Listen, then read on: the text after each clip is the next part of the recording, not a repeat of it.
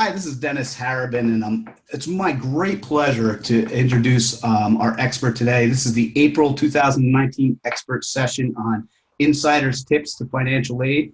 And I can't stress enough how excited I am to have what I feel is the leading expert in financial aid in the country, in Robert Muhammad. And it gives me such great pleasure because he is actually the reason why Project Scholarship exists. It was during, well, one of his many enlightening discussions with Robert at the NASFAA conference in Austin, Texas in 2018 that really sparked the Project Scholarship movement. Robert was leading an informal group of thought leaders, as he always tends to do, and he just challenged everyone and said there simply isn't enough money in the current system, and everyone is forced to make up a gap with debt. That model's just broken and it can't continue. And he kind of challenged everybody to say, hey, where can we get new money for the system? And that's where the thought of Project Scholarship actually came from. So rather than me do it an injustice, I'm going to have Robert explain his background to us and where he's sitting today and where he's coming from and why he is the expert in this area. Robert? Thanks, Dennis. I appreciate it. My background is in higher education. I've been in higher education with respect to financial aid almost 30 years.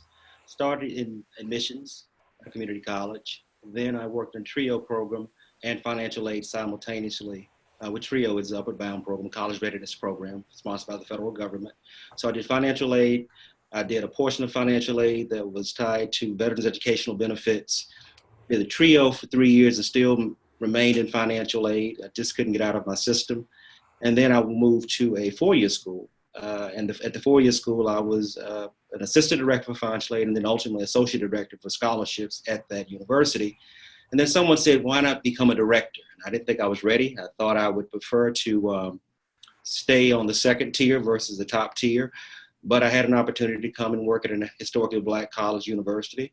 And I've enjoyed the experience. I've been here now 8 years. And it has given me an opportunity to have a platform to talk about financial aid and the shortcomings and the needs as that we see them developing in the future. Because as you pointed out, we have a lot of students that are in debt, but not a lot of additional money from grants or scholarships, in some cases, to offset that debt for students. Excellent. And I'll brag a little bit for you because I remember the nightmares of just the whole financial aid in college and some of those aspects. And I know in a lot of schools it isn't, but can you kind of share a little bit about your theory on no lines and the way you're able to be the thought leader and why everyone around the country kind of reaches out to you as you're sharing your abilities and what you do? Sure. When I arrived some 8 years ago, like most offices, we had lines. And I couldn't figure out why some cases our lines were longer than other times. And we had students that were frustrated and we had parents that were frustrated. I spent a lot of time after hours answering telephone calls from parents who were just irate saying, I don't understand why you can't fix this. So I spent the next year trying to figure out ways in which to minimize lines. And in financial aid, we have this process called verification, where the federal government requires a percentage of your records to be verified with respect to income tax information or household size or number in college or various income elements. And that can be a bottleneck for some schools because students and parents may not be as responsive. So I didn't know I was doing anything especially different until I was contacted by one of my colleagues and asked to do an interview about 2 years in. And he told me that my numbers for verification were exceptionally high, meaning that we had a good completion rate. I began to track and realize that we were actually not only having less people, so we were having no lines, but we were actually increasing our verification rate completion as well as our completion for awarding. So right now, a good example is, and I can say we haven't had lines in 8 years. First day of class for freshmen move in and first day for continuing students don't have lines at all. We typically say we're going to have about 300 students that need to take care of business because they may be late entry or maybe readmit, so have some specific issue. But normally we don't have anybody as far as waiting to see us.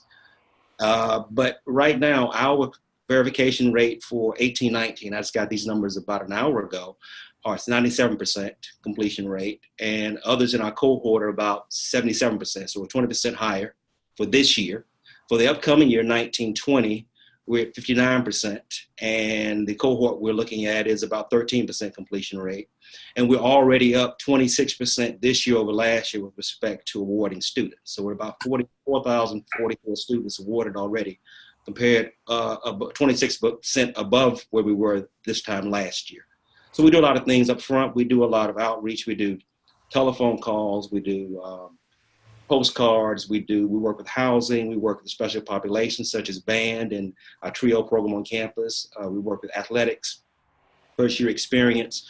We send postcards out in time. So when students get home for breaks, be it winter break or fall break or spring break or Easter break, they have a postcard waiting for them. We then do special targeted population campaigns for freshmen when they come on campus to meet with us. So we do a lot of things up front to hopefully have to only see the students in mid-July and late July and early August. They really have those issues that cannot be necessarily solved by a telephone call, or maybe again, their late entry into our university.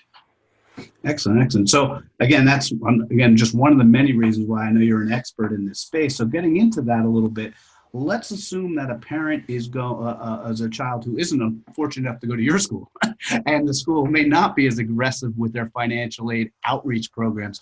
What can the students and parents expect the process to be like, and what can they do from their end to make sure that everything goes smoothly from their perspective? Always complete the FAFSA free application for federal student early. We now can complete the FAFSA as early as October 1 of each year. And we use not the just completed tax year, but we call it prior. So you're actually looking at a 2-year prior tax opportunity. So for instance, for the 1920 year that we're looking at for the fall, students would use the 2017 tax return, or the parents use the 2017 tax return. So the idea is the tax return for 2017 has already been completed, and as such, it should be easier to get the information and complete the FAFSA. Doing the FAFSA early and staying on top of any correspondences you receive from the school. I always tell students and parents, there's only one of you per looking at your information and tracking yourself, where we have thousands of students that ask questions and parents that ask questions. So stay on top of us. If you're not getting engaged by us, if you're not getting information from us, if for some reason you're not getting emails or telephone calls, let us know. And let us be honest about it. If it's a better time to call. We found out last year that we were trying to do campaigns for freshmen. Parents said to us, don't call my child before 1 o'clock or 2 o'clock. They get out of school. They're not going to be able to answer the telephone. So now we have our freshman campaigns geared between the hours of 3 and 5. It takes longer to contact a cohort of students, but you're contacting them when they're going to be available. And it's always important, if we ask for information, be it tax return or tax transcript or anything with respect to the FAFSA, even making a correction if someone left a signature off, be as responsive as possible, because there is some financial aid that's tied to timeliness of completing the FAFSA. Usually you have priority dates. So if a person does the FAFSA early and they meet, let's say, a March 1st deadline as an institution or March 15th for an institution, they may get additional internal opportunities for financial aid, institutional aid. So do it early, and don't be afraid to ask questions. And I also say students should consider creating a journal and this should actually happen either in the sophomore year, the junior year, but it can also happen the senior year. Create a journal, and you have a list of people that will be able to speak on your behalf.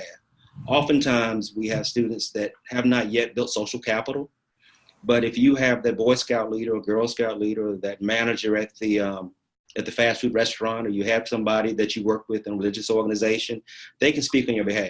And that person can actually be a reference for you when it comes time to maybe become a resident advisor on campus or working in one of the dorms, wherever the case may be.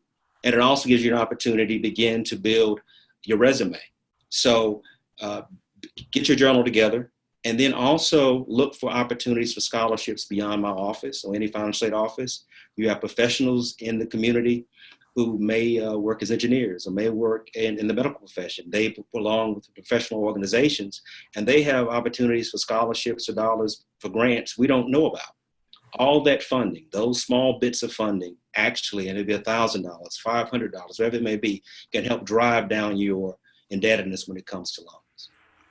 Excellent, excellent. And as far as going in, you mentioned the prior. What happens if a family knows that their income has dramatically decreased? So it's 2007, I'm doing my 2020, but I have already my 2018, and I know I'm in a worse financial position than I was in 2017. Do I need to use the 2017? Or if I have more current information, can I use that one if I'm going to support it with that document? Normally, the person would still use the 2017 initially. Okay. Then they can ask for professional judgment to look to have us review the difference in taxes or income that was made for the year in question. It may be the fact that they may have lost a job, or it may be a number of reasons. Maybe income is different. Maybe there's another person in the household that now has that income split 5 ways versus 4 ways. But we certainly can look at that. But we normally tell folks, go ahead and do the year in question, and then ask the school about their professional judgment process, and then get information to us as soon as possible. We're seeing now, because, and this came out of the recession back about 10 years ago, or 12 years ago, we're seeing now that schools now are being more proactive or responsive, I should say, to meeting the needs. There used to be a time we would say, well, if we're going to do an adjustment with a professional judgment, we would say, we won't do anything in October. Well, is that really beneficial? If I go ahead and give that person only loans, and I know if I'm able to do the work rather quickly, and I can determine they may get some grant opportunity, why not do it as quickly as possible? So that's one of the benefits of actually having no lines, is that now for those students who have those special needs, those parents have those special needs, be it around what we're talking about, or someone's trying to become independent because maybe they lost a parent, or maybe the parents are not in their life anymore. We have times to really counsel students, see students, and engage students, and be responsive to the needs of the students and the parents. Understood. That's excellent. And then as far as walking through from a top side, I always like the movie Philadelphia, where it says, talk to me like I'm a kindergartner. Talk about like this. Kind of walk us through those different areas of financial aid. So what are the key, for a parent that knows nothing about this and is just entering this process for the first time? When you talk about financial aid, it's not just one bucket, right? And kind of walk through where the different aid pieces come from and what those are. Sure. So primarily, you would hope that most people hope this, who apply for financial aid, they would be able to get an entitlement. And the biggest entitlement of financial aid is the Pell Grant. So when a person completes their FAFSA, the FAFSA looks typically, when it gives you results, at 3 determinants: household size, number in college, and income. And as those determinants are looked at together, you produce an expected family contribution, an EFC. And as that EFC is generated, the lower the EFC, the better. So an ideal EFC is 0. So a person with 0 EFC is going to be able to receive Pell Grant. And actually Pell Grant opportunity reduces up to right at about 5,200 or 5,300 with respect to an EFC. Along with the Pell Grant, which again is based on need, you also have a subsidized federal direct loan, Stafford loan, which is based on need. And then you also have the opportunity for an unsubsidized direct Stafford loan. For a freshman, it's $3,500 for the subsidized, if need is met, and it's another $2,000 for unsubsidized. Now, if there is no need demonstrated, if the person goes beyond the scope of Pell Grant federally, and they can't get Pell Grant, and right now the maximum Pell Grant is right at about $6,195 for the year.